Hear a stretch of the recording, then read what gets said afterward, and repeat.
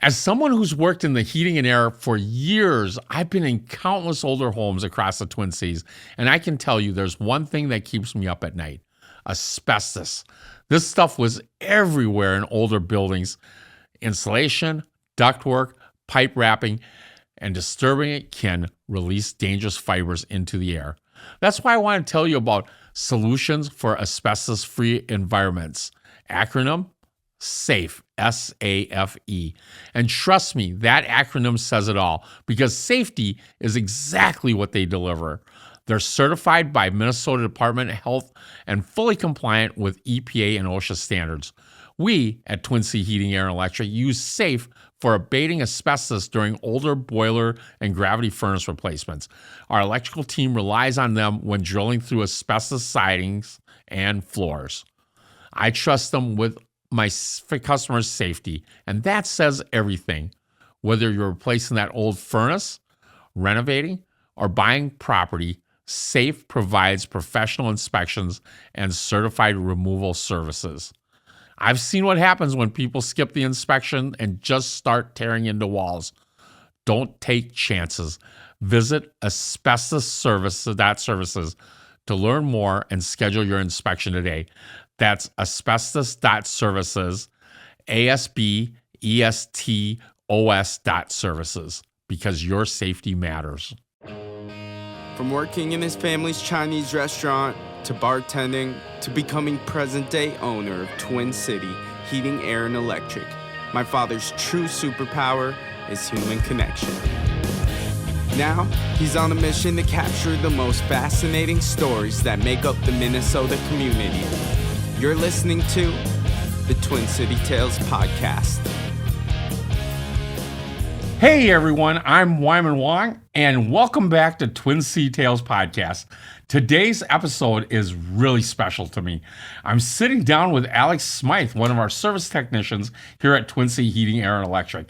Alex came to me straight out of tech school as a young man looking for a chance a few years back. He didn't even ask to get paid.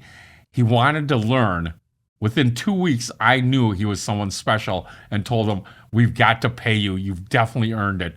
Since then, Alex has built himself into a top-tier technician, and at just 27 years old, he's bought 2 homes, started building wealth through rental properties, and earned the trust of everyone around him. He's also faced real hardship, and the way he's carried himself through that adversity speaks volume about who he is. This episode isn't just about HVAC, it's about character, growth, and becoming the kind of person others can count on. I'm proud to introduce my friend, my teammate, and one heck of a human being, Alex Smythe. Welcome to the show, young man. Thank you, Wymond. Thank you. I'm excited. You have a fantastic story. I met you when you were about 21. And let's just get started with the beginning of it. Where did you grow up, and what were you like as a kid, and how you perceived yourself, and what led you to choose tech school? All right. Yeah.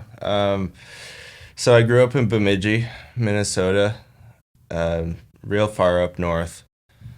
It's kind of like a hub. It's like Bemidji, Duluth, Twin Cities. So it's like a big little town. And growing up, it actually wasn't always easy for me. Believe it or not, when I was growing up, I wasn't super social. I actually didn't have a whole lot of friends. But the friends that I did have, we were very connected. They were very good friendships that some of them I still have today. That's the thing I love about small towns, right? Like, once you're tight-knit with somebody, I mean, everybody kind of knows everybody, but once you're a friend, you are a true friend, not like, I don't want to say big city does that, but it's so true. Like, in the bigger areas, like, it's like less about caring about your neighbors and like, what about me? There's something about that. Like, I'll a New York minute, right? Like, Yeah. it's all about me. What can I make sure that happens to me first? Because I gotta get mine. And in the small community like Bemidji, they have that real neighborhood feel to it. And you build really lifelong friendships. That sense. Right, right. Yeah, and I don't really know what it is. Maybe there's just a larger pool to pick from here. But yeah, in a place like that, kind of everybody kind of knows everybody. In a What I found in my time here is that there's quite a bit more. I always mess this word up. Anonymity, right? Anonymity. Yeah, there we go. Thank you. Yeah. So, yeah, where were we? We were at the point of being up in Bemidji. There's more neighbors, and I think tend to people care about each other more like neighbors. Like, I feel like when I was younger, actually, and obviously I have a few years over you, like the neighbors actually knew each other. I've noticed as I've gotten older, or some neighborhoods, like they don't even know the people 3 houses down from them in the city, as opposed to up north in Bemidji. You know your neighbor who's like 1 block over, even because it's such a small town, right? Yeah. And that's the Yeah. connections that you really make in those smaller towns. Right. Right. Yeah, it's almost like, people have their houses. They're so, I mean, me doing HVAC, I go everywhere all the time. So, a lot of these neighborhoods, it seems like people have like their enclosed or their attached garage. They'll bring the car in after work and it's like their bubble. Yeah. So it's like the sense of community. I feel like everybody is so well connected now. Like it's so easy to get a hold of everybody, but it's like the sense of community is kind of gone though. It's like people tend to stay in their own bubble a little bit. Yeah, and social media kind of tends to, yes, you connect with them, but it's very superficial. Yeah. As opposed to when you're in a small town like Bemidji, it's not superficial. It's like you actually come off genuine. Yeah. I mean, or not even come off. You are genuine. Right. I think that's one of the successes you've had actually being here, because you're such a genuine person. When the moment I first met you, I knew you were really genuine after those first 2 weeks. And then plus how you carry yourself, you're just a genuine person, which is really awesome. Well, thank you. I appreciate hearing that.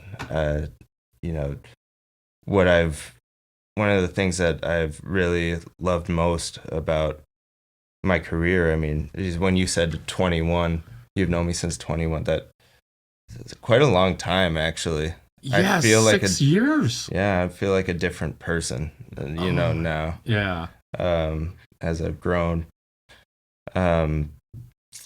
But, geez, I'm sorry. Forgot where we were. No, hey, I'm just blessed to see your growth. You have amazingly grown in that since you were 21 here. Yeah. I sometimes is still amazed when I look back and go, God, that was a young Alex back then. And so much has changed in your life since then too. And so let's start off with, how did you decide when you were younger, I'm going to do heating and air? I want to get in that. Well, yeah, it was kind of on a whim. I definitely wasn't, I just didn't have what it took to go to college. I knew that for sure. And maybe I did, but I just didn't apply myself to it, or I wasn't interested in it. But originally the plan was actually to be a diesel mechanic when I was coming out of high school. It's just really hard work, and what I really love is the people. That's what I love about my career now.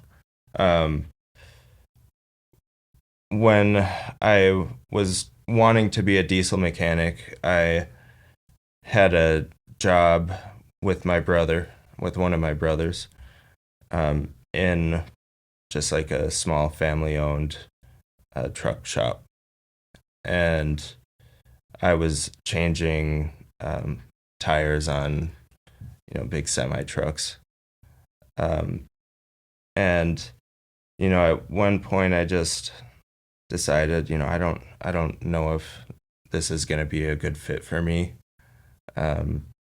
So my mom saw an ad in the paper that was like a new commercial refrigeration program at Northwest Tech was the college. And she's like, why don't you try this? Like, sure, nothing better to do. Well, the one thing that I know about you, learning from you, and you've kind of even, you keep growing, is when I first met you, you loved working with your hands. You just love tinkering, like fixing stuff. Yeah. I mean, you would, if I remember right, you would like pull your engines apart or pull your cars apart and rebuild it and make it better than what it was before. Is that something you still enjoy on the side? Yeah, I try to. I really do enjoy it still. But it's like, geez, finding the time sometimes is difficult for something like that. I've got this car that has just been sitting in my garage for 3 or 4 years now that I'm like, this is the summer. I'm gonna get it going. And yeah, it's just bigger things have just occupied my time. So I think life happens, right? Like when you're 17, 18, you're in high school, you have a lot of that time, even though you feel like you don't because you don't prioritize your time right. But then when you get out of high school or when you started working after you get out of college, your technical college, life starts happening. And some of that stuff that you enjoy doing kind of gets pushed away. And I'm just coming from at an angle of an old man, right? Like I wish I would have been more attentive in some of those stuff that I could have done, right? But you just know life happens, and that just seems to be that's what seems to happen with you, right? yeah, So, absolutely. Life does happen. But one thing actually that I've learned from you that has really stuck with me, and I think it came actually from Stephen Crawford, is living above the line. And it's helpful if you can figure out a way to change the frame so that it's not life happening to you, right? yeah. But you actually taking charge and taking account, like responsibility. Yeah, and I always, the thing about that whole thing above the line and below the line, it's that I always try to remember this way: to live above the line, you have to take OAR, right? Like a boat paddle oar, OAR, ownership, accountability, and responsibility. Yeah. And then if you go down the road below the line, it's bed, like BED, like making your bed, like being in bed, right? Like blame, excuses, denial. And unfortunately, it's so easy to live in that blame, excuse, and denial because it feels good, right? Like it always feels good to like, oh, there's nothing I could have done about it. I just, Right. it was their fault, or the weather has been making our business slow because the weather's just been so mild, right? But I think if you keep thinking that way and blame everything else on other things or excuses and denial, you have no control over what's going to happen. You don't push yourself, right? So I think, God, that's a wonderful way to look at life, and I'm glad you picked up on that. Yeah. I hope my kids. I wish I would have done that with my kids sooner too. Like, learn this, man, because it'll make your life so much better. Oh yeah. Yeah, I know. I mean, it once you're conscious of that, I mean, it's like an awakening. I definitely lived a lot of my life below the line, and yeah, it's just like you said. You lose your power. Yeah. You have a chance to take control of the situation, of the narrative even. Yeah. But it's very easy to not. So Yeah, and hey, I'm okay with going there. You can vacation there. You just can't live there. That's the right, key, right? That's the right. key. And nobody is perfect either. Like it's a constant practice. And so when if you take inventory of your interactions, even daily, it's good to promptly, go back, and if you do find that, oh, that interaction I had was below the line, maybe even call the person up and take responsibility for that. Wow, I really like that, and it's hard. It's not easy to call somebody and admit, like, "Yeah, I'm sorry, that was on me," right? Like, because now you're really getting personal with it Yeah. and showing your weaknesses. But sometimes when we do that, we find out our own weaknesses and really improve on that. Mm-hmm. Yeah. And what I've found is that people tend to be pretty understanding, maybe more than you would think, Yeah, Yeah, people, it's like human nature to want to help, to want to help each other. yeah. So I feel like very rarely would you call somebody to admit, hey, I was wrong, that you would get a negative reaction from that. Yeah. Yeah. No doubt. No doubt. But yeah, like you were saying, I did really like to work with my hands. I always have. I've some people don't expect it, but I really have a very technical mind, and yeah, I'm always learning new things, and I like to stay busy. And I kind of knew that when that first meeting you, I knew you were very technical as we talked then. But all of a sudden, I felt like something happened where you realized like you had this passion of people, like you have great people skills. And I don't know if you even knew that when you were 20 years old, 21, that you had these people skills. And as you progressed through here, it felt like you really started to develop that. So where do you think that came from? Gosh, I really don't fully know, because yeah, like I said, growing up, and as you just mentioned, I didn't always know that I had that in me. Um, I even still struggle with it, to be honest with you. I'm, sometimes I mean, you're your harshest critic, right? Right. So where that came from, I think, was just purely out of appreciation for the opportunity, and just I don't like to disappoint people. The other thing that I see that you do, and I think maybe it feeds into that a little bit, is and I love this about you, is you always come with everything with curiosity. You always come with like, can I make that better? Or what is it that they're coming at? Or what is their thought process? So you always have that curiosity, and that's what makes you so special too. Like you never look at anything like I know better than you. Right. You always come at angle at a perception of, okay, where is your pain point? Yeah. One thing that I believe is that, like, a smart man, or a smart person, they can learn from anybody.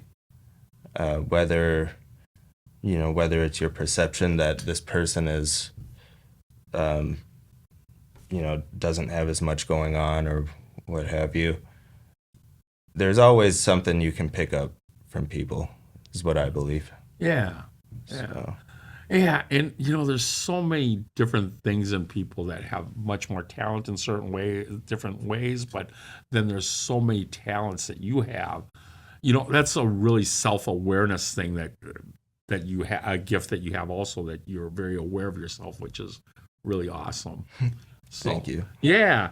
So, and then coming out of tech school, you didn't just apply for a job, because I remember when you called, I'm like, do you need to get paid for this? And you're like, no, I just want to come down to the city and hang out, and I just need to get this done for school. I need an intern. What was going on in your life at that time that made you be willing to bet on yourself like that? Well, I Bemidji is a beautiful place. It really can be. But I think I didn't really ever fully fit in there because I love cities. It's a small town. I love cities. So I just knew that I wanted to make it to the big city, the Twin Cities. So I made some phone calls, and if I'm wanting to go to the Twin Cities, what better company than Twin City Heating and Air? So, but it just so happened that you were also the only one to call me back. Oh, really? Yeah, I remember you saying that. Yep. So they missed out. Yeah, they did. We are really blessed. I mean, yeah. Well, that's another thing, right? Like, if you were up in Bemidji or calling around the other small towns, they would be picking up the phone and at least trying helping you, right? Mm-hmm. Thinking, very neighborly like, right? Mm-hmm. But I feel like sometimes in the bigger city, New York Minute, right? Like, I don't have time for it. I've got to figure out stuff on my own. Like, it feels, I don't think everybody's cold and callous, but you have to find the right person, or you have to have the right connections with people to have that connection. Yeah. I think in the cities more so than you do up north, right? Like down here, they all lock up their doors at night, right? They're worried about people breaking in. Up in Bemidji, I feel like that's less of a worry. Like, people know each other, right? Yeah. I mean, I'm sure they still lock their doors, but Yeah. you feel like if you go out in the more rural area, it's like, yeah, I don't have to lock my doors. I know everybody around me, right?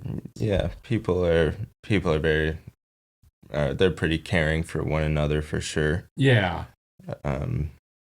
Yeah. So yeah, but another big thing that made me want to come here was that my other brother John had moved here like a year prior, and he had his son George, with my nephew. So I've been with John my whole life. He was definitely a brother to me, but like best friend, So I wanted to be with him here for sure. And he worked here with you at the same time for a while, and you guys were amazing. I mean, you guys were, and I think that's what builds good teams too, right? Like, good communication, because if you don't communicate well, that breaks down really quick in a company. Well, like anything else, right? Yeah, literally anything. And you guys had that. I know you were really close to him, and he was a special guy here too. So I know that after you came here, within a small time frame,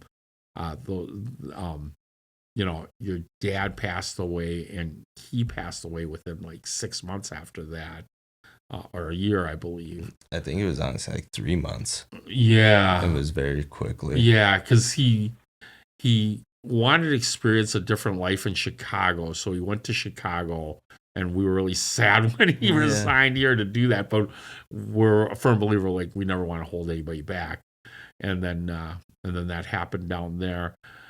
You really struggled through that a little bit, or a lot of bit, because your dad went first. how are you working through that, or how do you feel like you're working through that? Because you've come a long ways from that was what 3 years ago, 2 years ago. Yeah, it's hard to believe. It's like 3 years ago now. Yeah. How are you working through that, or how at that moment how did you start working through that? So, yeah, I mean, as you know, the it was pretty hard on me initially when that had happened. I mean, losing my dad and then John, very quick succession. It's pretty devastating to my whole family because we were very tight knit. Yeah. It was like, a lot of families they've got their cousins, grandparents, second cousins, all a big family. We weren't really like that.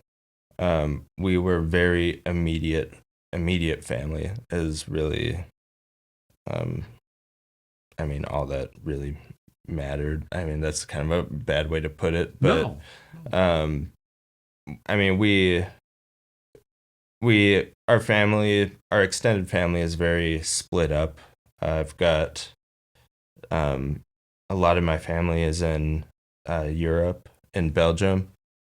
Then I've got a bunch of family in the Dominican Republic. I've actually probably got more family out of the country than I do in. Oh, interesting. Surprisingly, yeah. So, yeah, it was a very big impact. I didn't really take it the best at first. I, quite frankly, kind of went off the deep end a little bit. But it's been just a constant, a big journey, even to this day, of just trying to rebuild, because it's like when I lost John, specifically John, it's like I lost like half of myself. And so over the past 3 years, it's just been kind of trying to rebuild, put the pieces back, but they're new different pieces, and just trying to, like a puzzle, trying to make that fit, So I had to eventually I had to pursue sobriety. Has been a very important piece of that puzzle, because really it's connection that is the best medicine that I've found, is connection. I love people. You do. It's amazing how much difference it was 6 years ago when I first met you, and how you interact with people. And not that you didn't interact with them well. I just can tell a true, genuine shift in how you're reacting to different things. And if it's any consolation to you, I knew John for that short time that he was here also. And I think if he's looking down right now, he would be proud of what you're doing and pushing forward. He would say, God, Alex, keep up the good work, on yourself. And I think that's an amazing thing. And your dad too. You would be saying the same darn thing. Like, I'm really proud of you. I'm just proud of you, I got goosebumps thinking, like, just knowing you and having that blessing to be able to go through that with you. I'm just honored to be part of this journey with you. Same here. I mean, you have really been instrumental in the whole thing. Really, I mean, that's when I'm sent out to service our clients, and they get the bio. That's why it says that you were like a father to me. I appreciate that, and you mean a lot to me too. But enough of this patting each other on the back. Yeah, let's get back to it. Let's get back to what's at hand here. So going from that, and you struggled through that. I know you took a little hiatus to get through it, because you end up going back to, and I think that was great. You went back to your roots up in Bemidji, and you worked up there for almost a year, and then coming back down here. What do you feel you learned from that, working in back into a smaller town in this type of industry? Yeah, I think it was valuable. I learned a lot, and it also gave me a new sense of appreciation for what I have in my life, what I've been blessed with. You know, it's really helped me be more grateful for the things that I have. I was During that time I was doing a lot of work on the Indian reservations, Red Lake and Cass Lake mainly. Yeah. And yeah, the conditions in those places, the living conditions are pretty horrible. Yeah. So I got to meet a lot of really genuine people though. And yeah, I mean, it was a good experience for sure. I think it probably has helped me in my journey here. Oh, too. definitely. Yeah. Definitely. I think you are one of the most genuine people I've known. So I think that's one. We weren't going to pat each other on the back anymore, but I think that genuineness comes through from learning those skills, moving back up there, and doing that. I love that about you, and we've talked about growth and responsibility and building stability. Not everyone realizes how much personal weight you were carrying during that time, because you were carrying a lot of weight. Can you share some of how your family experiences shaped the man you become through all of this? Like, I know your mom was a big part of it, and even Trance, your brother, helping you work through it. Yeah. So, that's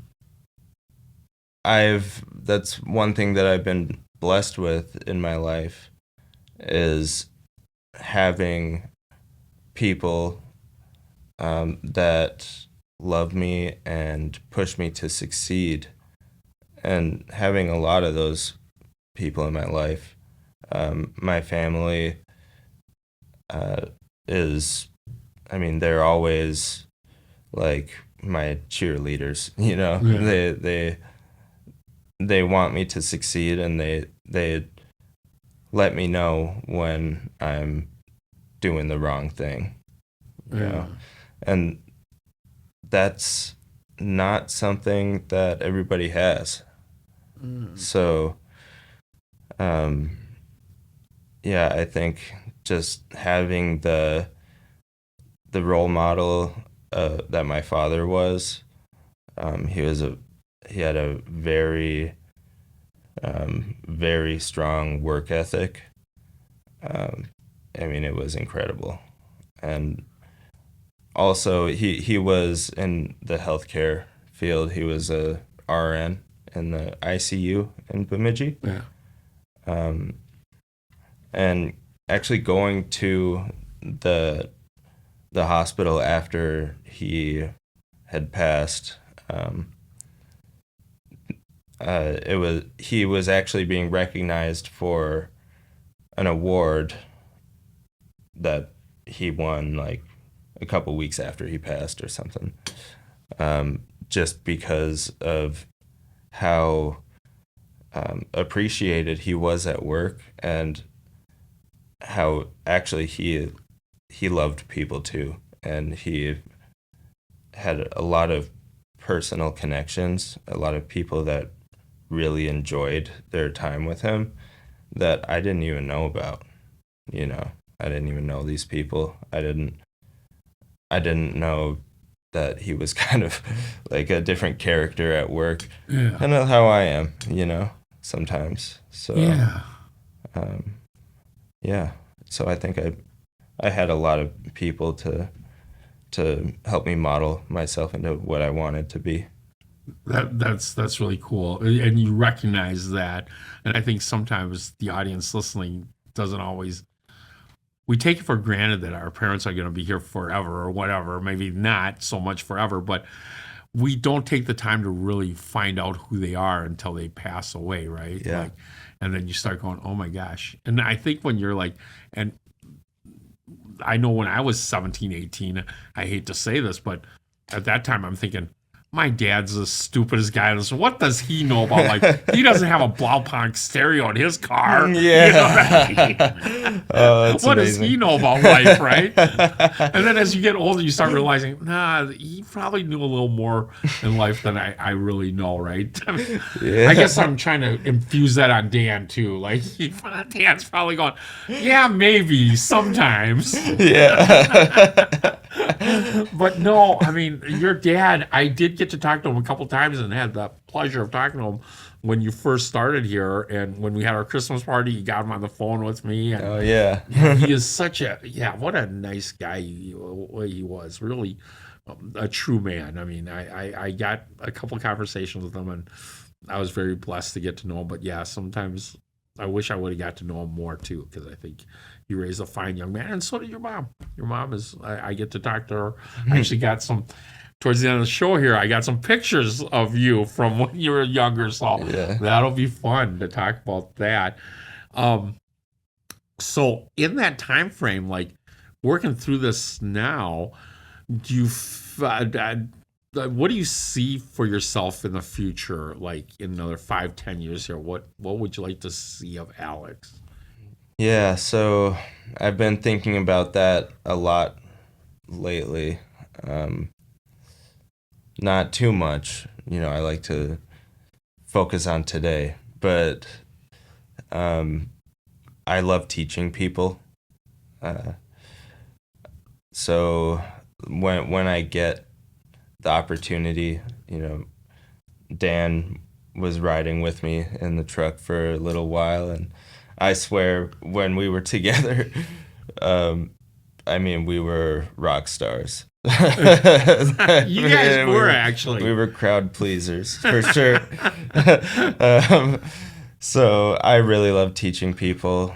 We've got another really new young technician here, Diamond, which could be confused for your son at times. I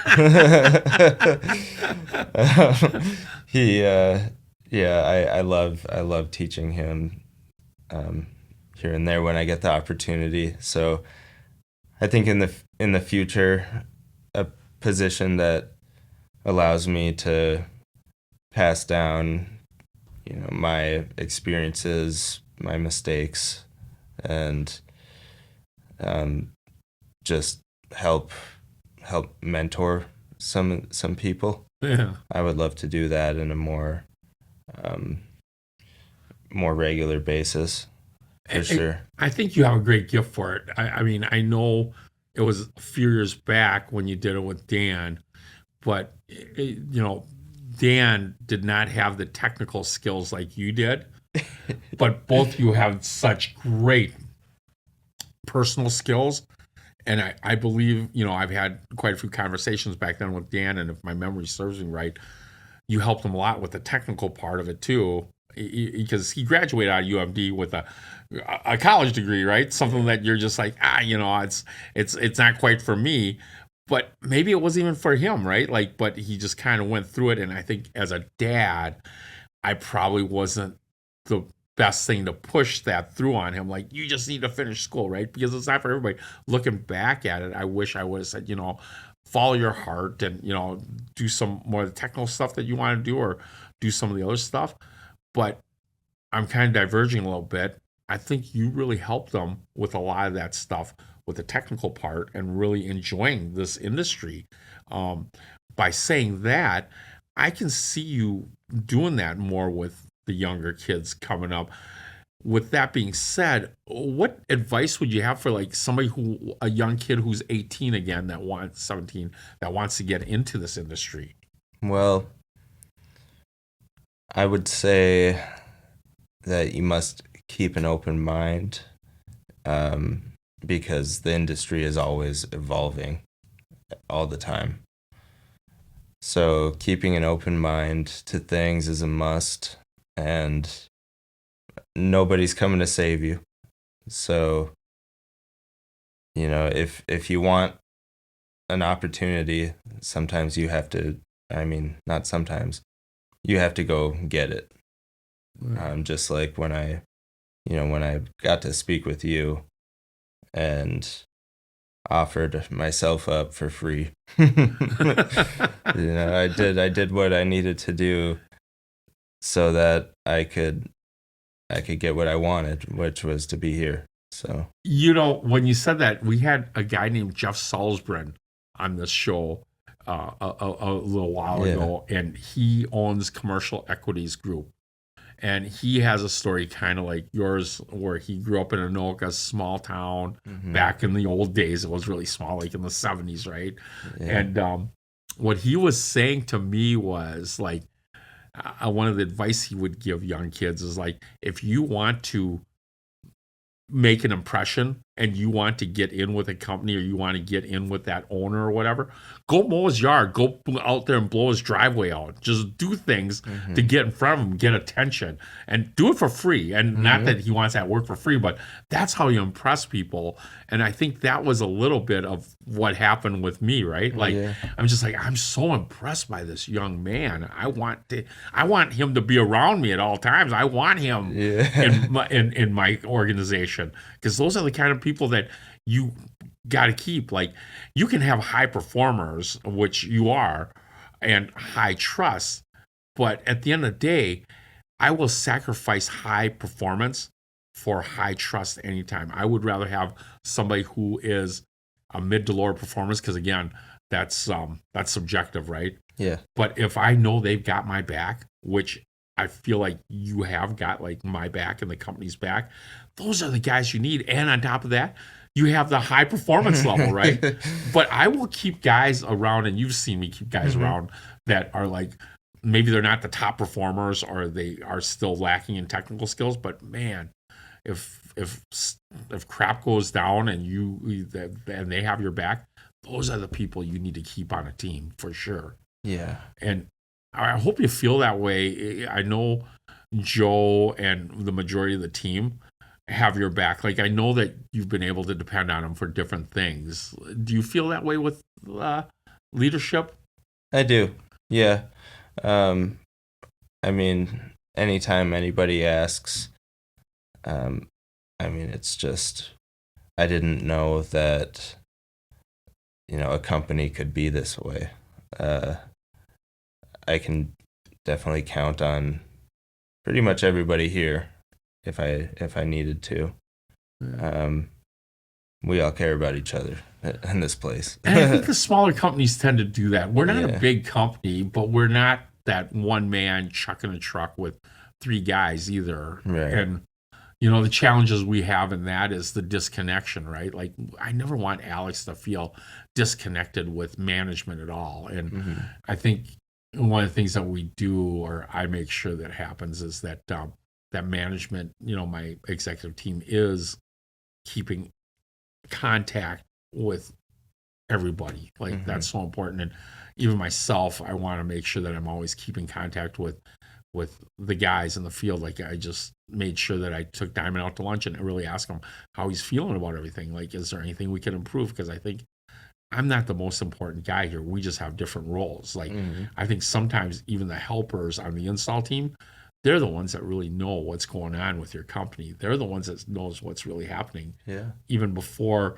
you service technicians knows what's going on, but they're kind of the ones that are like the eyes and ears of the little things that are happening, right? Yeah. And if you don't get their feedback, I think that could be detrimental to a company. Right.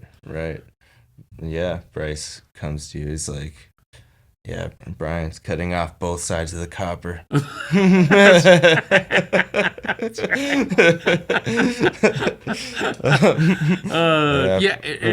But our install team is becoming more solid too lately, so that's been helpful. I don't want to get too technical, but I think you would really be a great fit in actually training and teaching other people. You just have that natural skill of doing that. Yeah. With that, why don't we take a quick break? Okay, quick commercial break. Yes.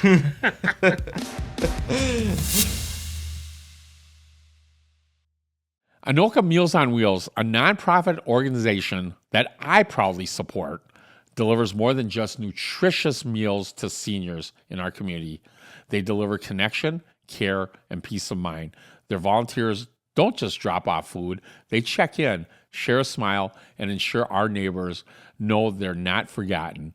I know because I am one of those volunteer drivers. Help us keep serving those who need it most. Visit mowanoka.org to volunteer, donate, or learn more about Anoka Meals on Wheels, nourishing bodies and spirits one meal at a time. Tired of lugging heavy bags of water softener salt from the store? Twin Sea Heating, Air, and Electric now delivers premium water softener salt right to your home in returnable, reusable 20-pound containers to go green and light enough to save you from injury. Serving the north suburbs, we're your neighbors who know how hard our water is. No more running out of salt and dealing with spotty dishes and stiff laundry. Quality salt, reliable delivery, local service you can trust. Because at Twin Sea Heating, Air, and Electric, we don't just keep your home comfortable, we keep your water soft and your life easy. Twin Sea Heating, Air, and Electric, now with water softener salt delivery. Call today or visit us online.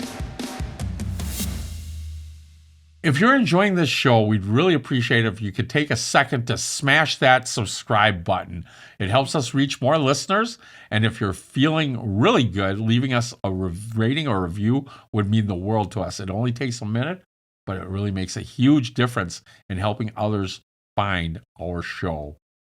You can find us wherever you get your podcasts, and don't forget to like us on Facebook, follow us, and for some Twin Sea Tales podcast, behind-the-scene content, episode and updates, and more. And we're back here with Alex Smythe, technician extraordinaire for Twin Sea Heating, Air, and Electric. And this is the portion where we get to go over some photos with you. Your mom sent me some photos, and she's a fantastic lady. I got a little conversation with her today, and she's just wonderful, too. She did really raise a good kid. Yeah. Anyway, so I'm going to go with this picture first. Oh, there she is. What's her name? That's Lucifer. Lucifer. Lucifer. Lucy. Like Lucy for Lucy for. Oh, F-U-R. Oh, yeah. that's kind of cool. I know that sometimes when we talk about Kelsey and she talks about his Lucy, his daughter, you're like, wait, who are you talking about? Yeah. Your daughter has the same name as my dog. Yes. Cute dog, though. What type of dog is she? She's a res dog. From the reservation? Yeah, she's from Cass Lake. She was just a puppy. She was really small. Apparently was found like eating trash or something, and a friend of my brother Trans's took her in, and he was like, "Do you want a dog?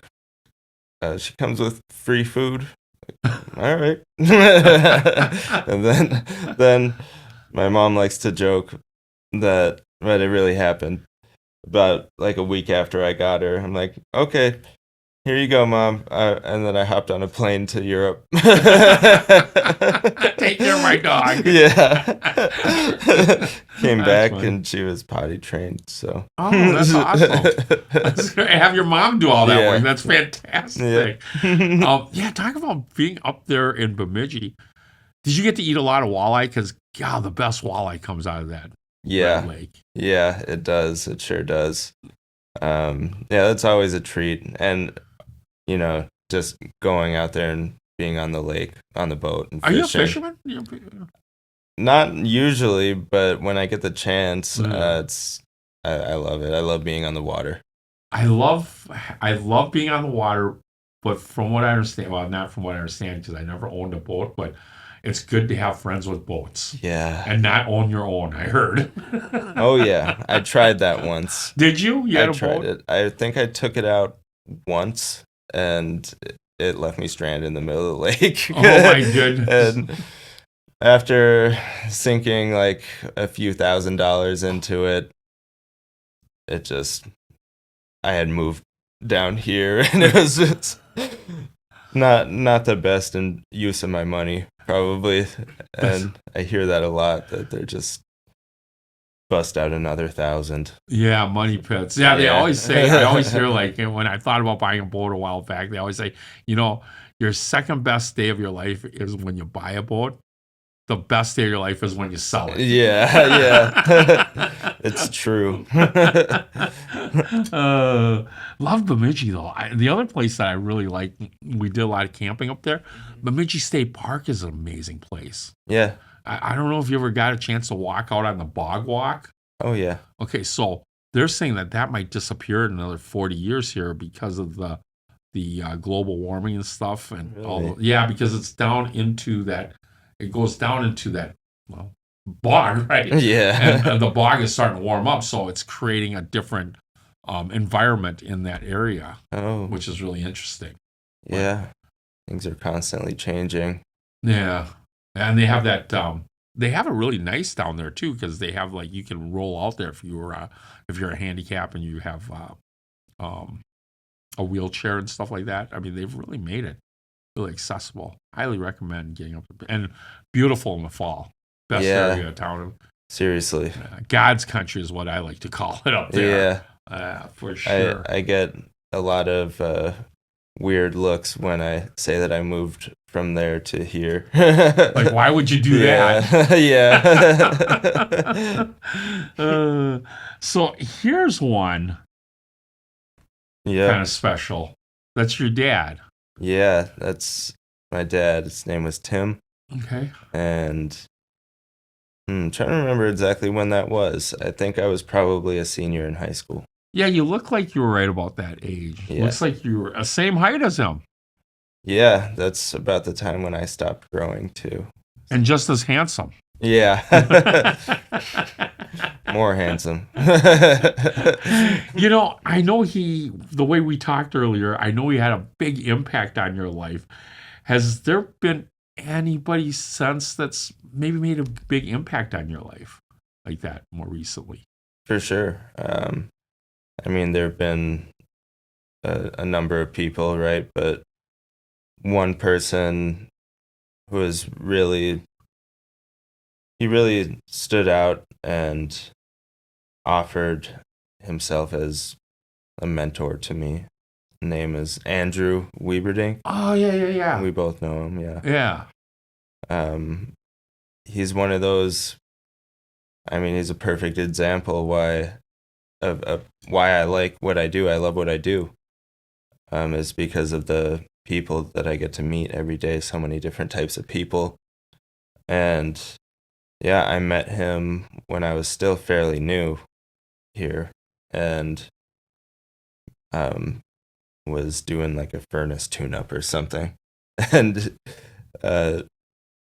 we kind of hit it off, exchanged information, and he was instrumental in my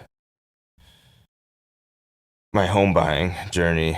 He helped me buy a duplex in Minneapolis.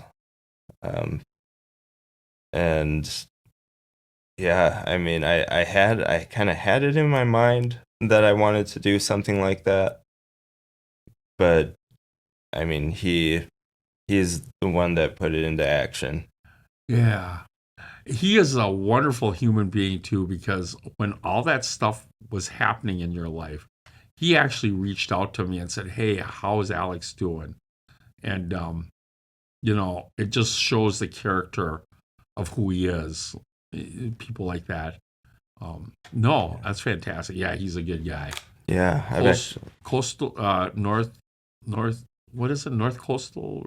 North Coast Realty. Yeah, North Coast Realty. I was trying to think of what the name of his company was. good people. Yeah, they are. Yeah. You know what's really amazing about that? We were talking before, like how things in our life just happen, right? And we don't even know from when and why they happen, right? And in all reality, with Andrew meeting you and that being put together, like I think I told you, and I've said this before, my dad was gonna move to Hong Kong in '65 and start a mechanic shop. I probably wouldn't have been here. But here's another kicker to that about that connection with Andrew Wieberding. Take my dad out of it, right? Like I'm here. I went to Westview Elementary Yeah. with Debbie Coloner was her name at the time, who is now Deborah Wieberding. Mm-hmm. It's Andrew's mom. Yeah. Like I knew Andrew's mom when we were like kindergarten.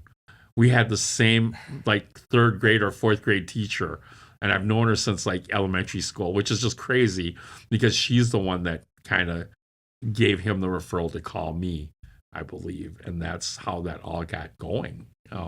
And then just that little touch point created another touch point, which created a different touch point, right? Mm-hmm. So if I hadn't gone to Westview Elementary, would that connection have been there? I don't know.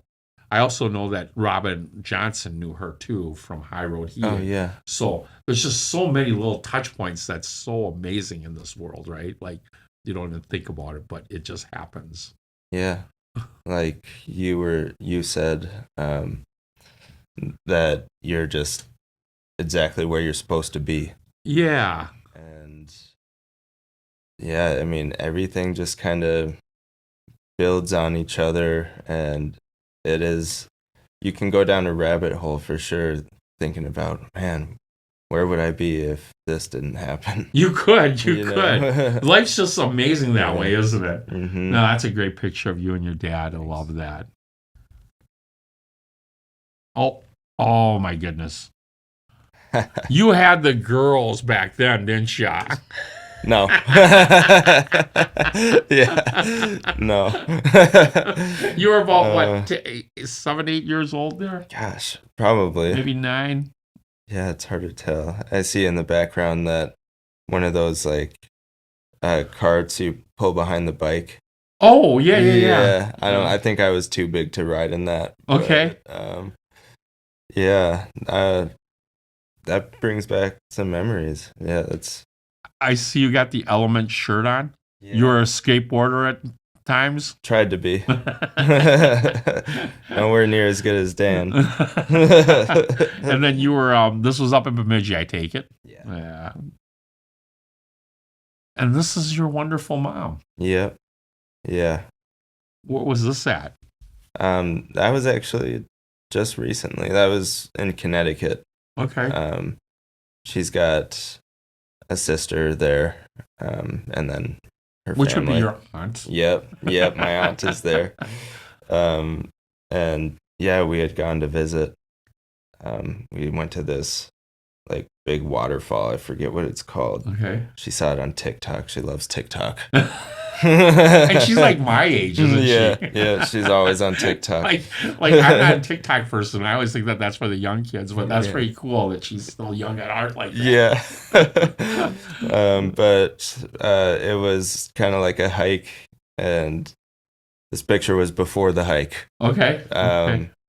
Yeah, I wouldn't have wanted a picture afterwards. Was it that hard of a hike? Yeah. Was it? Yeah. Surprisingly, I'm not in very good shape. Well, me neither. But Connecticut, that was beautiful, I bet, in that area. Like, it's in the wooded area of Connecticut, like by Maine there. Yeah, I love really it there. Cool. I love it there on the East Coast. So my mom is from the Dominican Republic. Okay. She moved as a teenager to New York, and she got like a scholarship. I think it's called Marymount University. Yeah. So she went there to be a teacher. Okay. And she met my father there in New York because he was actually going to West Point. Oh, so he was military. Yeah. Before he turned into a hippie. Before 8 Ashbury days. Yeah.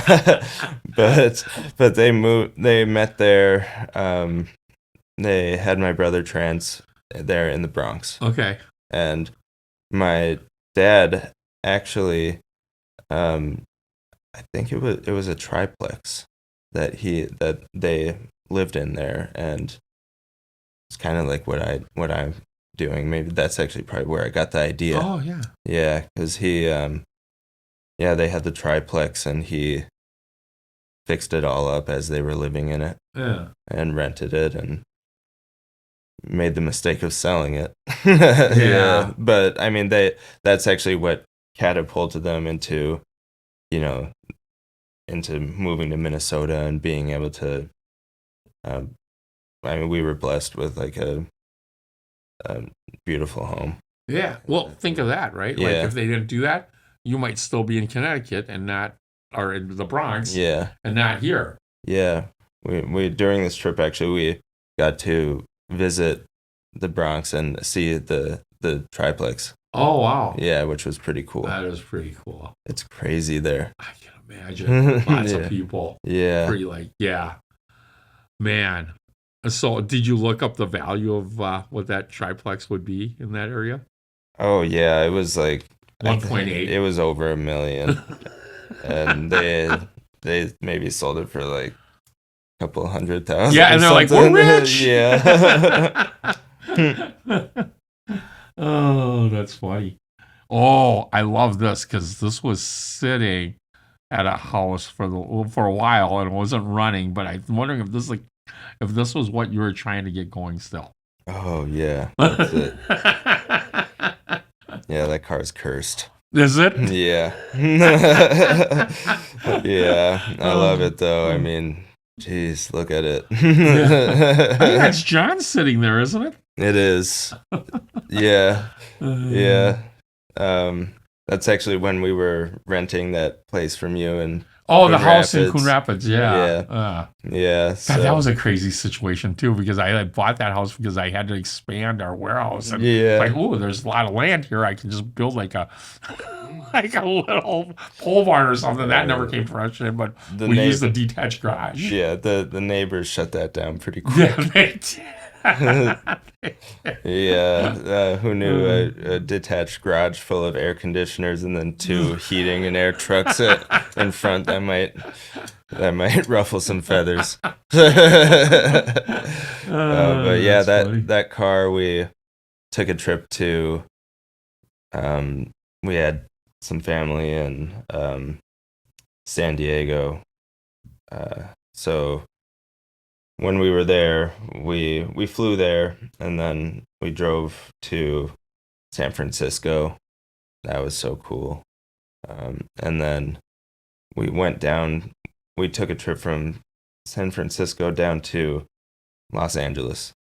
So it was a very long drive. 8-hour drive. Yeah, but it was so beautiful.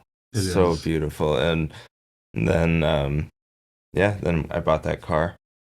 Did not run. But I had it shipped back. Got it running. Did a lot of work to it. I was so proud of it.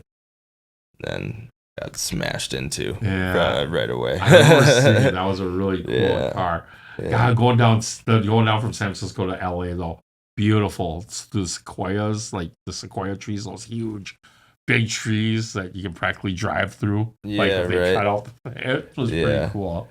Yeah, we didn't really see much of that. You didn't see any sequoias going down there? No, Yeah, they're pretty big. I remember. Yeah, pretty cool. But all right, yeah, that car was pretty neat car that you had there. And here's one that I always love. Mm-hmm. You and your brother when you guys were working here at the same time. Yeah. And we've had a couple of brothers that worked here. I mean, right now we even have Victor and Alex, right? Yeah, they're awesome. Yeah. And then you and do we have another set of brothers? Oh, Bryce and Brandon. Yeah. Yeah. And Bryce is still around. Yeah. Do we have any other brothers that worked here? Dan, do you remember any other brothers that worked here? I can't think of any.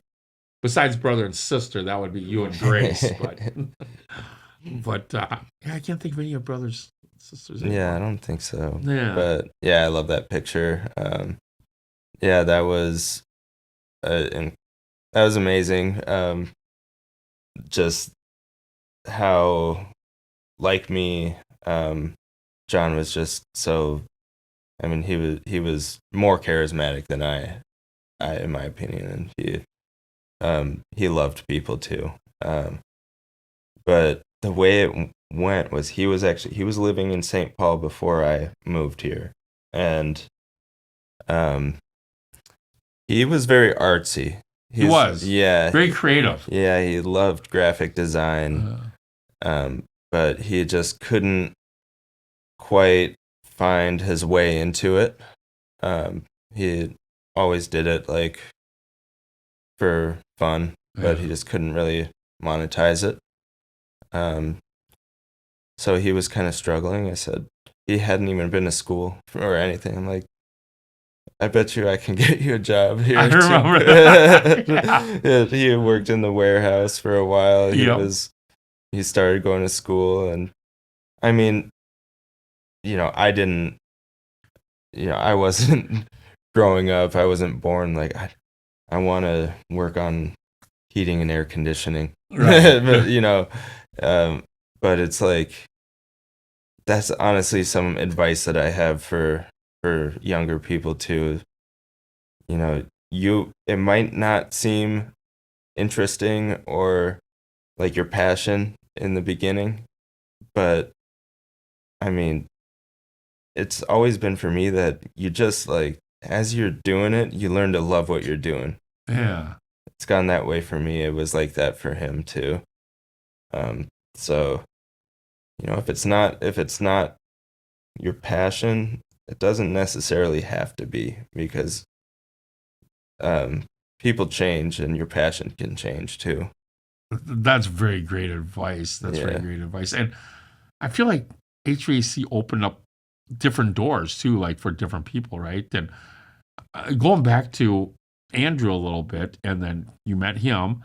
Um, you wanted to buy one duplex, and I think I want to touch on this a little bit. Like you end up getting a second one. How did that all came to be about too? Like, did you just start going, "Ooh, this is really good"? Yeah, yeah. So yeah, we saw a few places. I really had my heart set on um being in the city. I love the city. So we went and saw this place in Northeast, Yeah. and I fell in love with it immediately. Andrew was like, I don't know, but like, nope, we're doing it. Right. So, um, oh yeah, I mean, still have the place. It's I love it. And I love my. I mean, I've learned so much just because I'm kind of cheap. So Yeah. I don't necessarily like to pay people to do things for me. Right. I love to learn how to do them. Yeah. So, um, I mean, I've just learned so much from that has all just stemmed from meeting Andrew. Yeah. And yeah, it was just working out so well at that place. So I decided, I'll look for another one. I didn't end up getting another duplex, which I wish that I did. I instead got a single family home, moved into there, and then started renting out the duplex. So I mean, that was really huge. I mean, there was like a lot of extra income coming in from that investment. And there's so many ways to get into it too. Yeah. A lot of people think, oh, you gotta be made of money, to start doing that. I think it cost me like $1,700 to get into that duplex. That's awesome. And then immediately, the mortgage was covered entirely by renting the downstairs and roommates upstairs with me. Yeah. While I fixed it up, and then, after moving on, then all of a sudden this duplex fully rented out is paying a lot of my mortgage at my house. Yeah. So, finding little ways, it's a tough landscape out there right now. The economy is not the greatest, but I think that if you can find a way, they call it house hacking. If you can find a way to hack those expenses that you're going to have no matter what, like you got to have somewhere to live. Right.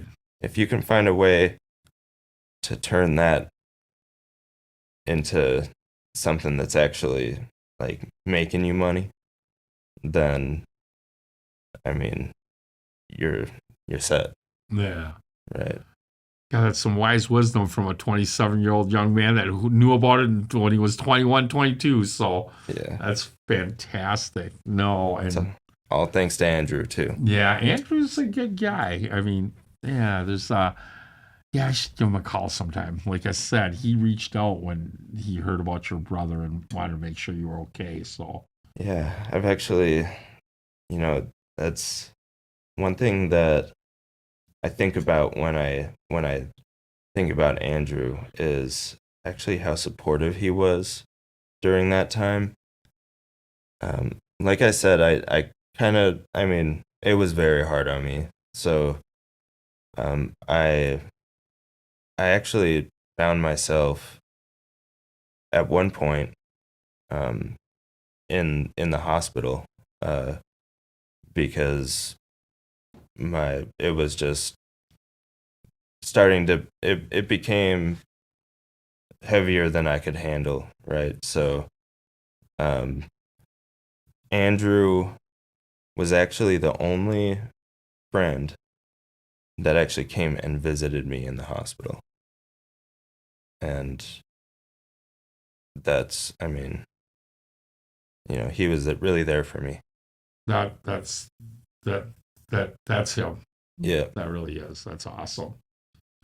You got this other picture, and I can't remember, but you had to have been working here at that time. Or maybe you had gone back up to Bemidji for that short time. Oh, but no.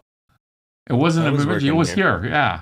This was in Bemidji. This was in Bemidji? Yeah, but I was working here. John was too. Yeah. And then that's our brother Trans in the middle and his dog. And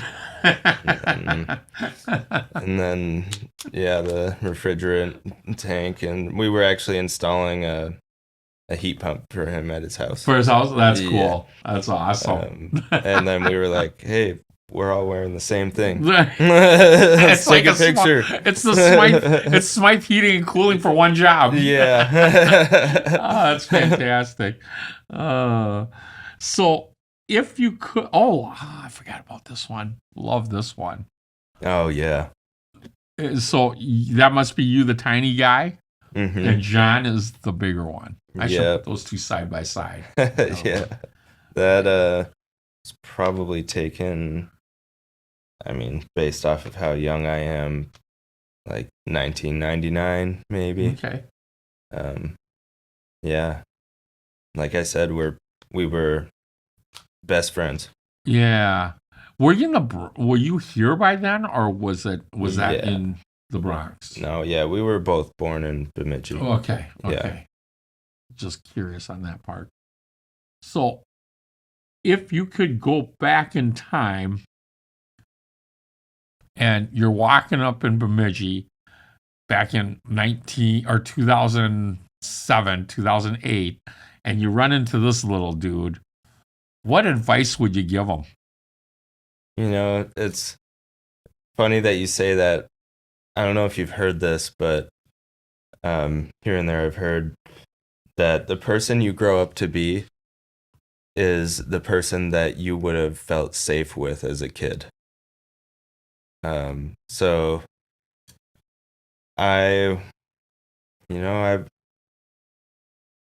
my advice to little me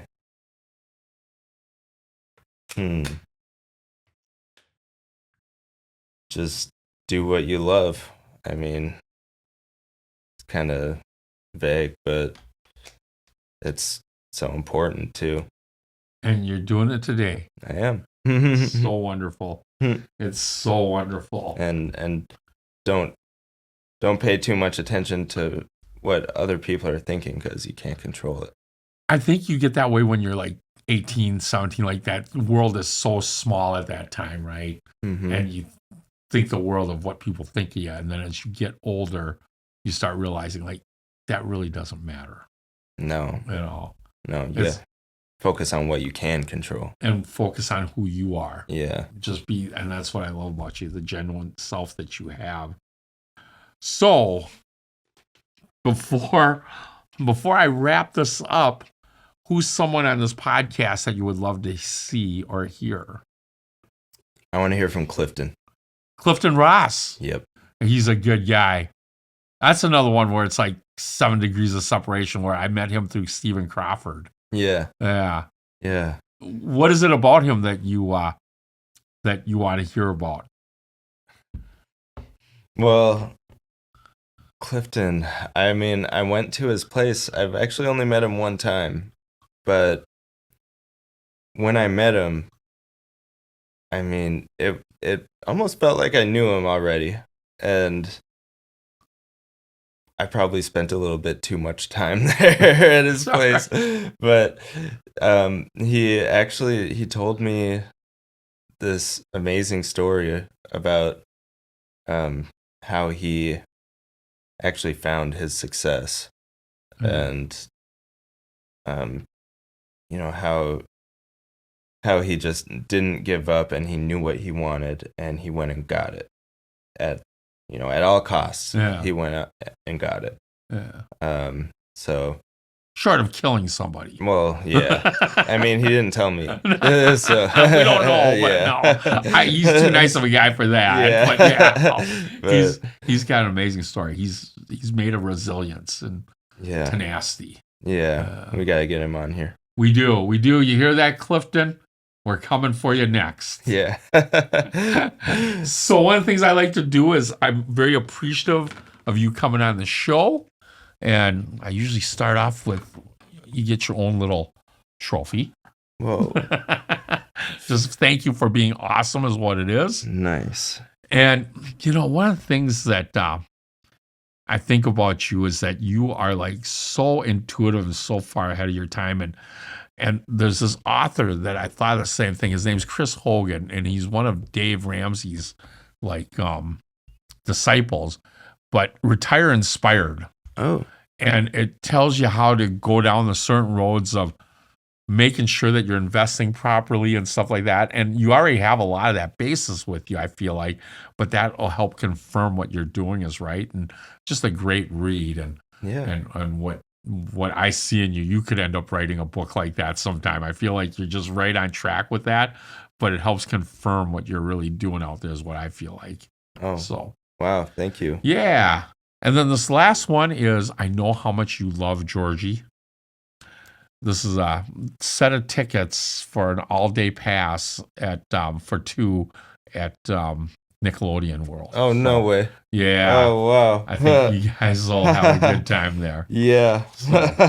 That's awesome. Thank you. Yeah. No doubt. And again, Alex, I can't thank you enough for being on Twin Seed Tales. And as I wrap up, this is what I really want to say.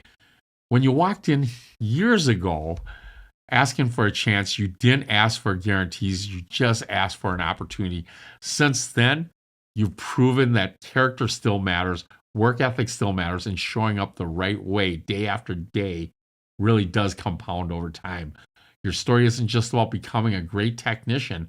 It really was about becoming a man others can rely on at work, in life, and in moments that really count. You face adversity that would have knocked most people off course, and you chose to keep moving forward with integrity and a purpose. And to any young person listening out there who's thinking about the trades, especially if you're just starting out or wondering if you're good enough, let Alex's story be the reminder that you don't have to have it all figured out on day one. What matters is effort, humility, and the willingness to learn. If you show up, do the work, and take pride in what you do, the opportunities will definitely come. This path can build real skills, real confidence, and real life, just like Alex. It can give you stability, ownership, and a chance to really build something bigger than yourself. Alex, I'm really proud of the professional you've really become here and the life that you built, and importantly, the person that you are. So thank you again for coming onto the show. And as we roll out of here, as usual, I want to thank Chris Hockey for the use of his song Thanks, and definitely with no pun intended, because I do truly appreciate his music. And this podcast is powered by Twin City Heating, Air, and Electric. And until the next show, you can't go wrong with Wymond on the Twin City Tales podcast. This song goes out to my family.